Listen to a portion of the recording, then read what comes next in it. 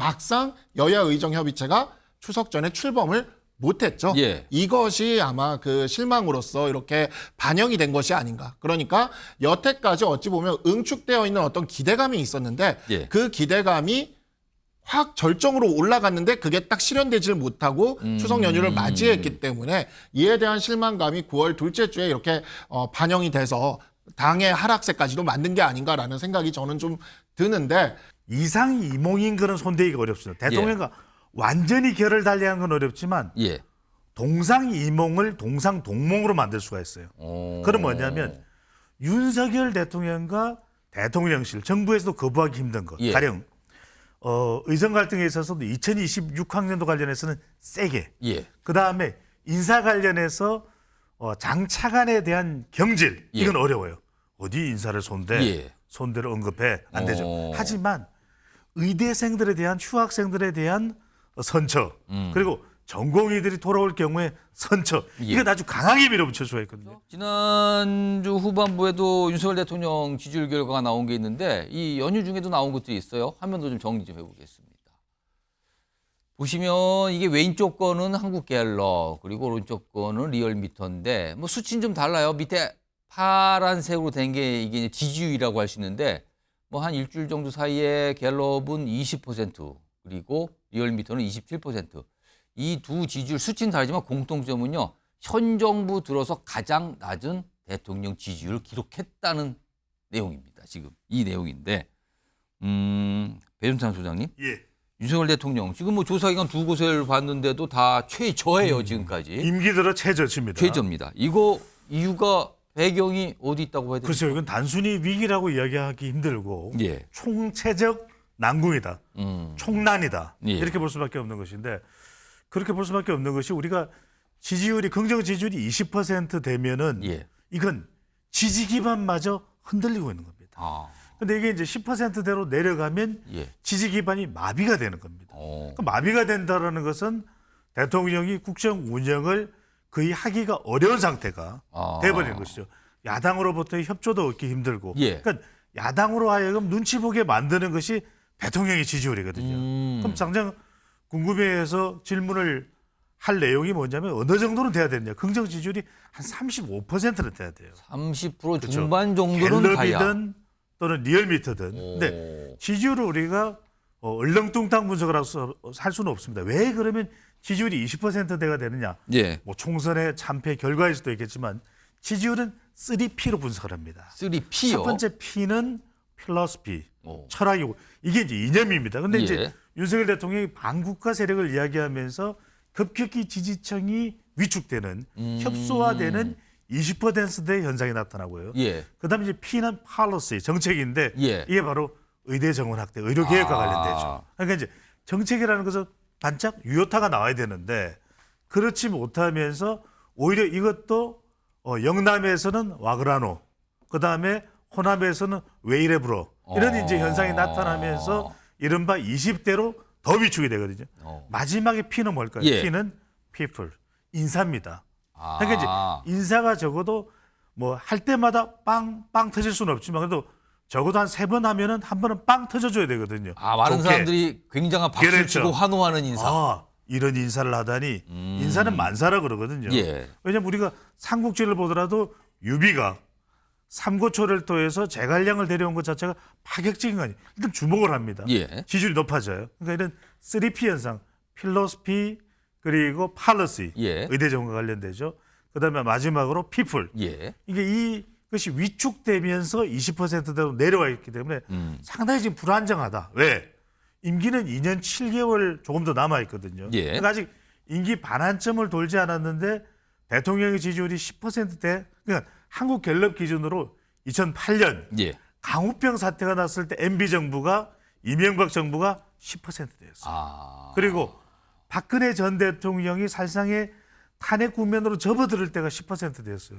그런데 윤석열 대통령 아직 임기 반환점을 지나가지 않기 때문에 예. 않았기 때문에 반드시 지지율을 30% 이상 긍정지지율입니다. 올리기 위한 노력은 반드시 해야 된다.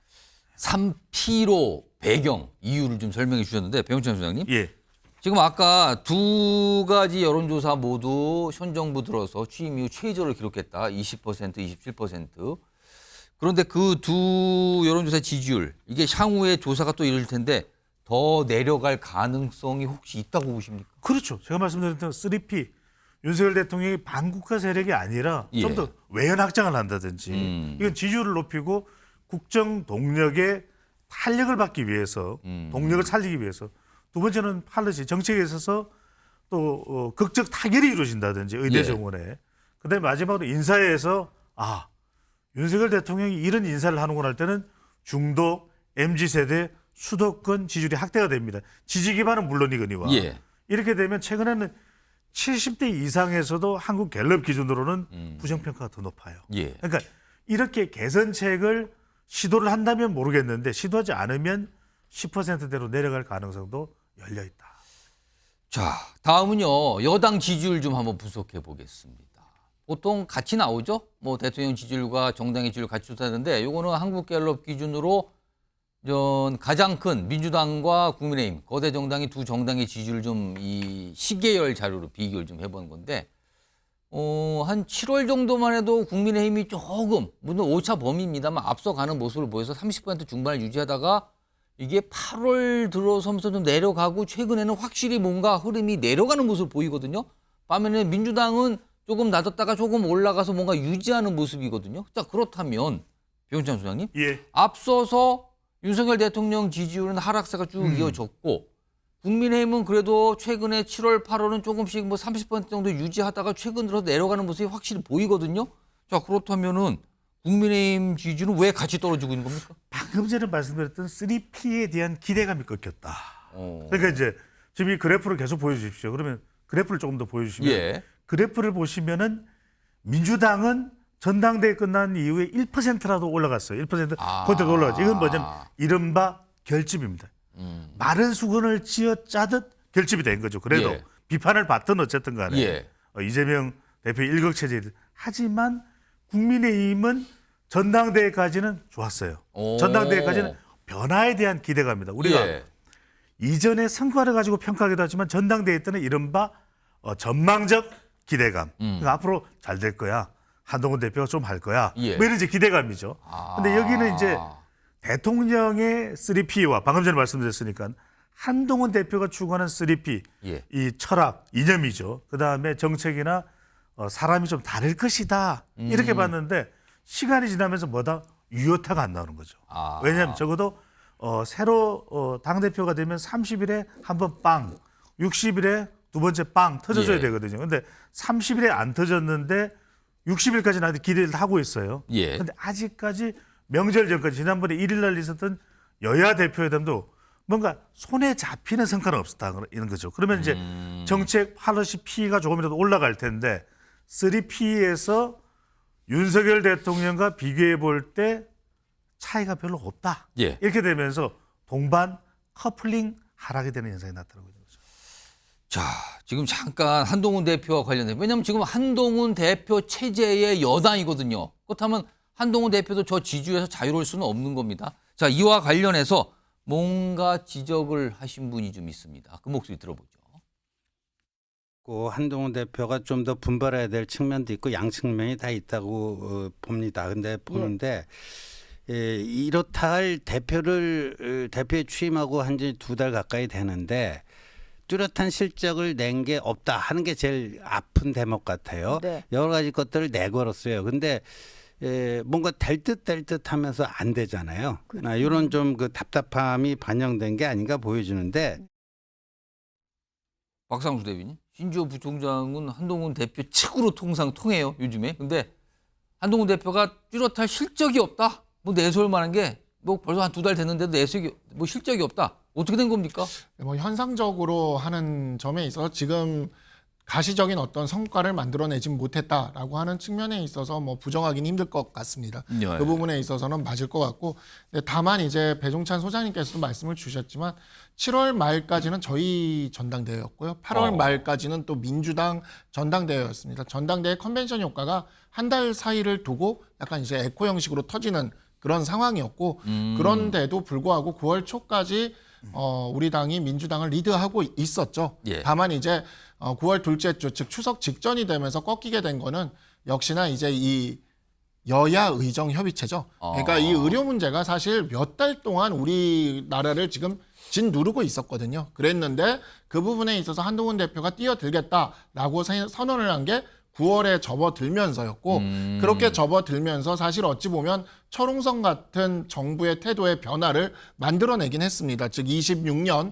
의대 정원의 유예에 대한 것을 예. 만들어냈고 또 여야 의정 협의체까지도 만들어냈어요. 그래서 그때까지는 분위기가 굉장히 좋았지만 막상 여야 의정 협의체가 추석 전에 출범을 못했죠. 예. 이것이 아마 그 실망으로서 이렇게 반영이 된 것이 아닌가. 그러니까 여태까지 어찌 보면 응축되어 있는 어떤 기대감이 있었는데 예. 그 기대감이 확 절정으로 올라갔는데 그게 딱 실현되질 못하고 추석 연휴를 맞이했기 때문에 이에 대한 실망감이 9월 둘째 주에 이렇게 반영이 돼서 당의 하락세까지도 만든 게 아닌가라는 생각이 저는 좀 드는데 이 부분은 이렇게 보셔야 될 것 같아요. 의료 관련 문제는 이대로 계속 갈 수는 없습니다. 예. 반드시 해결을 하고 가야 되는 문제고 그 해결의 모양새가 어떠한 식으로 이루어지느냐에 따라 당과 정부의 지지율은 우리가 여당이기 때문에 거기서 반등의 포인트를 잡을 수 있을 거라고 생각을 합니다. 그래서 현재는 밥이 되어가는 과정이고 뜸이 들어가는 과정에서 나오는 약간의 조급한 마음이 있을 수 있겠지만 예. 막상 밥솥을 열었을 때 밥이 잘 되어 있으면 또다시 반등의 분위기를 만들 수 있을 거라고 생각합니다. 변함 소장님, 지금 네. 박상훈 대변인께서 지금 뜸 들이고 있는데 너무 조급하게 저런 수치 얘기하시는 거 아닙니까라는 약간 지적을 해주신 것 같은데. 문제는 뭐냐면 예. 배고픈 사람은 그 시간을 기다리기가 어렵다는 거죠. 그러니까 저 같은 경우에는 예. 된밥도 먹는다. 배가 고프기 때문에. 맨밥은 뭐 그냥 쌀입니까? 아니 된밥. 아, 된밥. 된밥부터 먹을 수 있다. 아. 그러니까 한동훈 대표의 시간을 국민들은 예. 지지층들은 기다리지 못할 수도 있다는 것이거든요. 자, 우리 준비한 또 지지율 조사 하나 더 보여드리겠습니다. 여론조사. 어떤 겁니까? 이거 보면은 한동훈 대표의 역할론을 물어봤습니다. 그랬더니 무려 82%는 예. 윤 대통령과 이견을 낼 수 있어야 된다. 준비됐으면 바로 보여주시고요. 사안에 따라서 대통령과 다른 의견도 낼 수 있어야 된다가 34%, 국정연한에 주도적인 목소리를 내야 된다. 48%니까 무려 비슷한 답이긴 하네요. 그렇죠. 아니 이거 두 개를 합하면 무려 82%니까 그렇습니다. 윤 대통령에게 이견을 내라는 거죠. 그러면 이제 오. 박상수 변호사 물어봅니다. 이거 말은 쉬운데 그게 쉬워요. 이럴 때 우리가 사용할 수 있는 전략 이른바 단짠 전략. 이번에 명절이니까 이른바 소떡소떡 전략. 이게 가능한데 이게 뭐냐면 이상이몽인 그런 손대기가 어렵습니다. 대통령과 완전히 결을 달리하는 건 어렵지만 예. 동상이몽을 동상동몽으로 만들 수가 있어요. 그건 뭐냐면 윤석열 대통령과 대통령실, 정부에서도 거부하기 힘든 것. 예. 가령 의정 갈등에 있어서도 2026학년도 관련해서는 세게. 예. 그다음에 인사 관련해서 장차관에 대한 경질. 이건 어려워요. 어디 인사를 예. 손대를 언급해. 안 되죠. 하지만 의대생들에 대한 휴학생들에 대한 선처. 그리고 전공의들이 돌아올 경우에 선처. 이건 아주 강하게 밀어붙일 수가 있거든요. 이때 한동훈 대표의 강한 목소리. 예. 그다음에 금융투자 소득세와 관련해서는 더 강한 목소리. 예. 그다음에 좀 취업이 어려워요. 그러니까 취업이 어려운 대학생들의 기업에 대한 취업 전략 관련해서는 더 강한 목소리. 예. 그러면 MZ세대 중도층 그리고 수도권이 올 수가 있거든요. 이른바 단짠 전략이 지금 필요하다. 소떡소떡 전략이 필요한 거죠. 자, 대통령 지지율, 그다음에 여야 정당들의 지지율 놓고 다각도로 좀 분석을 해봤습니다. 왜 이런 지지율 결과 나왔고 앞으로 어떤 흐름인 거고 무엇이 돌파가 될 수 있을까 뭐 이런 거에 대한 의견 좀 주셨어요.